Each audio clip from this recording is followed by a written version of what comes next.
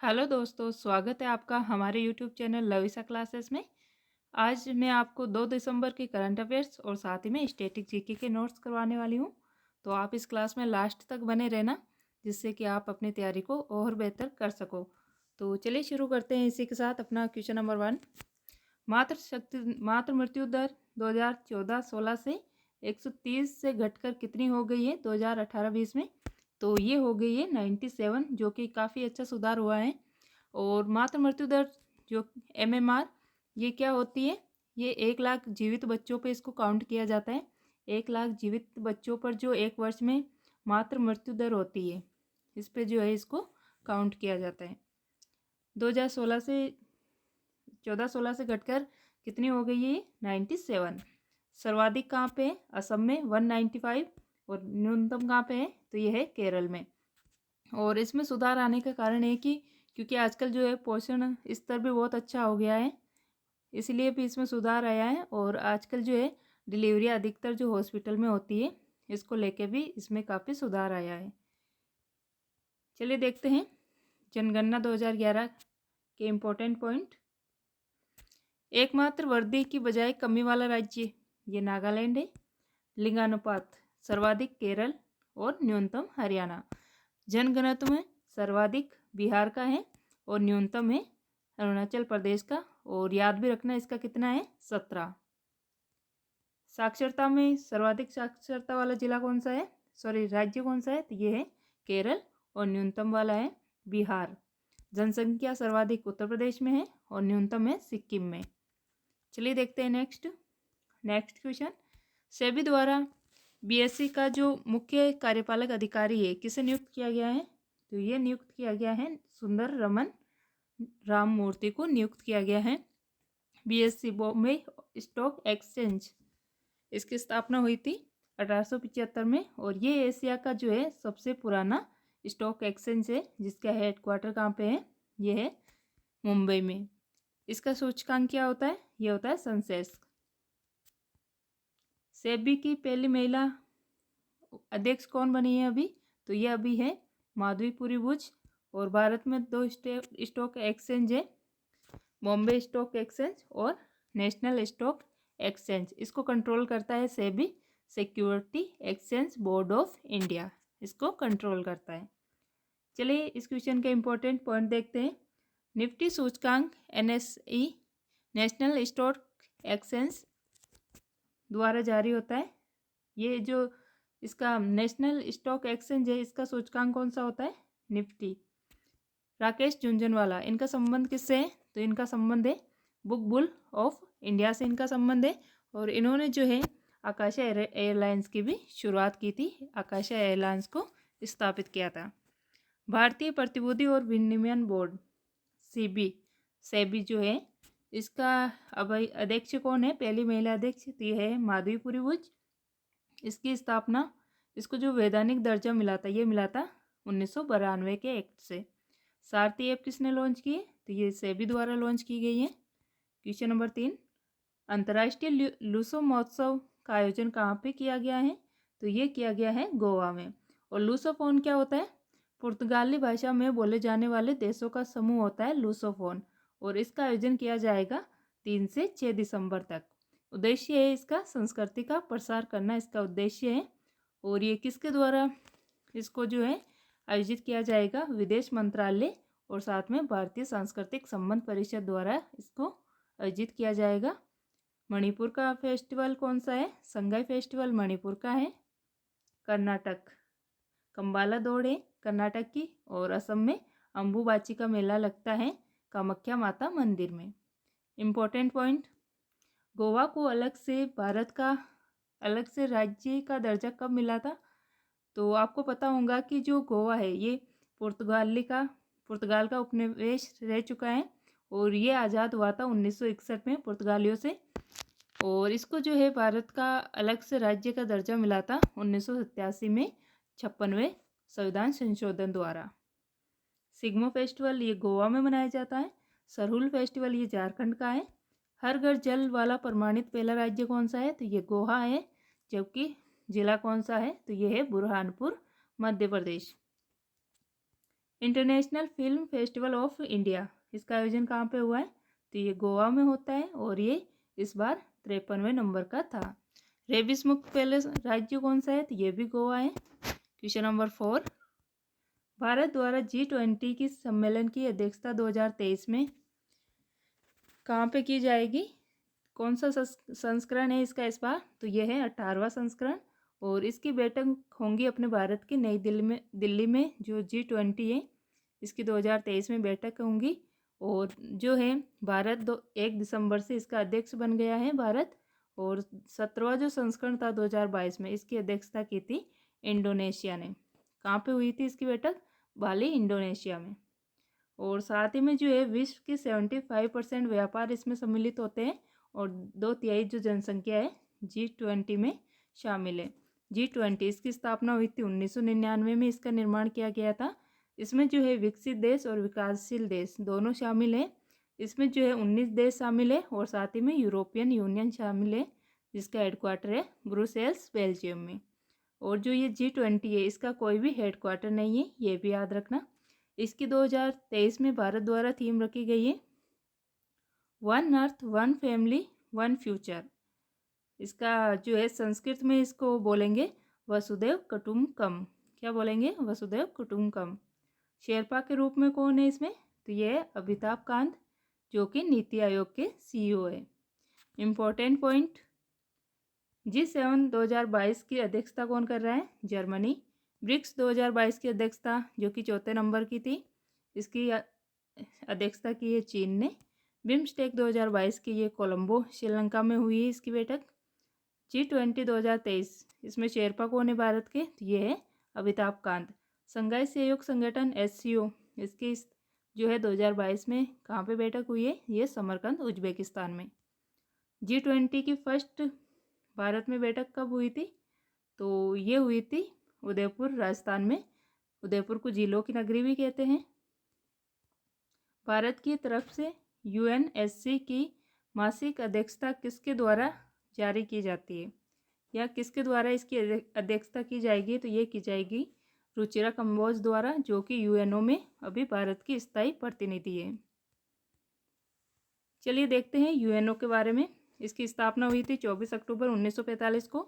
इसका हेडक्वार्टर है New York, America में। और इसके टोटल 6 अंग है जिसमें जो UNSC है सुरक्षा परिषद जो इसका महत्वपूर्ण अंग है। इसमें टोटल सदस्य है 15 जिसमें से 5 तो स्थायी सदस्य होते हैं। इसमें स्थायी सदस्य हैं USA, UK, फ्रांस, चीन और रसिया।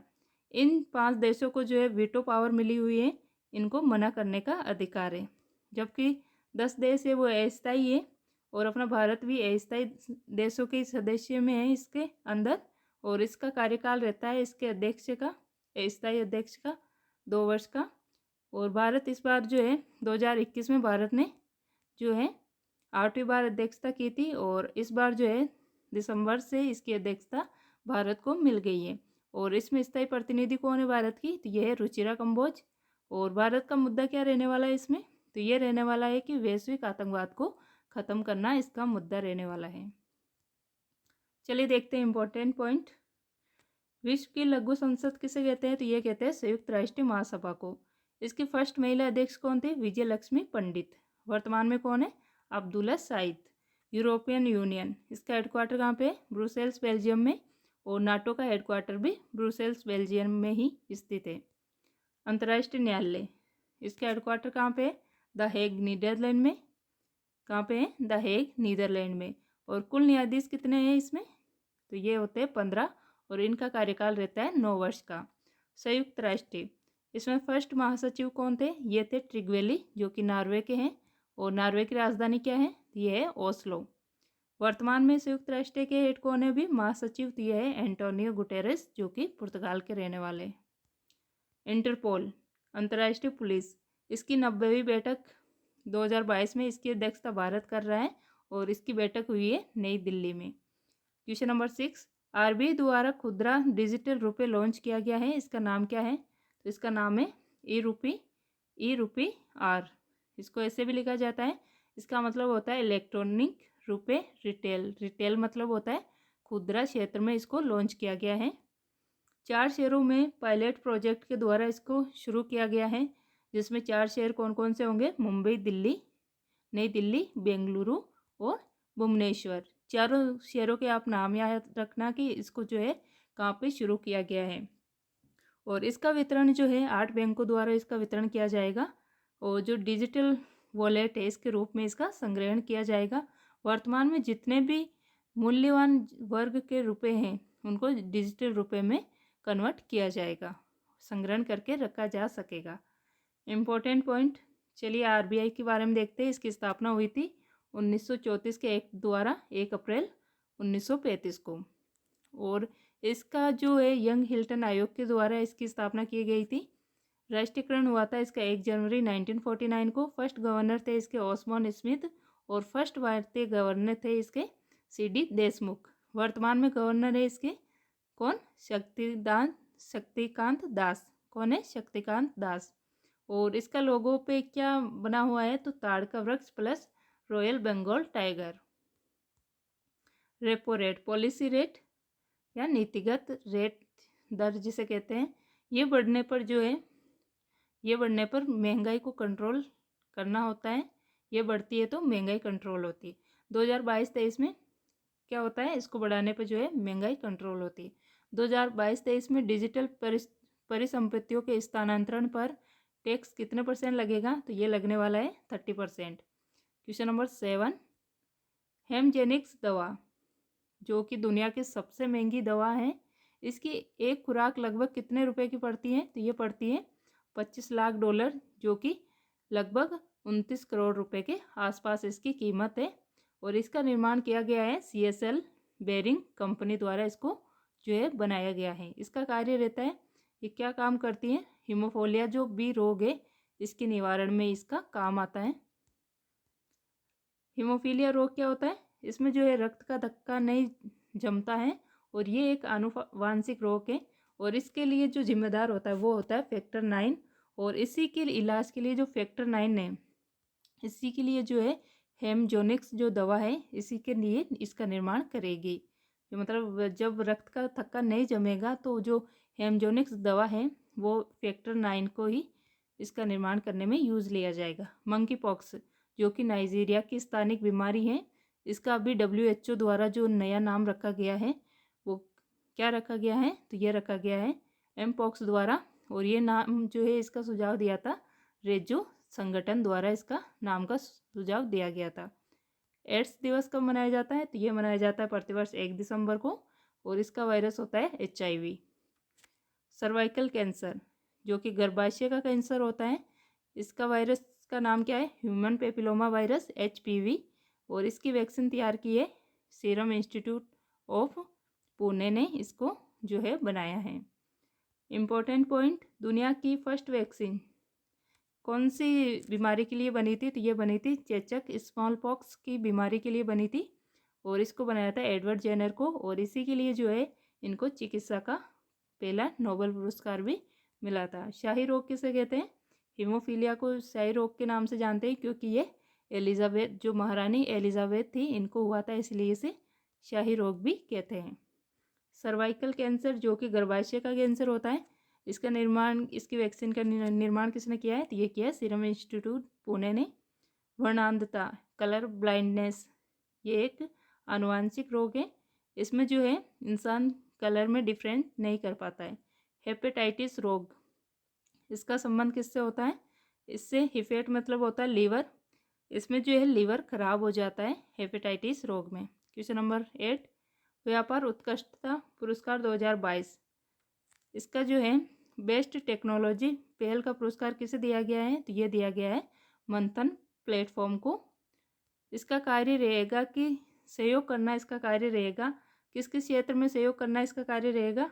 जैसे कि विकास को बढ़ावा देना या विभिन्न प्रकार की जितने भी संस्थाएं हैं इसमें जो है सहयोग करना और SDG टारगेट को पूरा करने में इसका सहयोग करने का कार्य रहेगा। इसकी शुरुआत की गई थी जो 2022 में 75वां स्वतंत्रता दिवस मनाया गया था 15 अगस्त पे, इसको जो है शुरुआत करने की बात कही गई थी।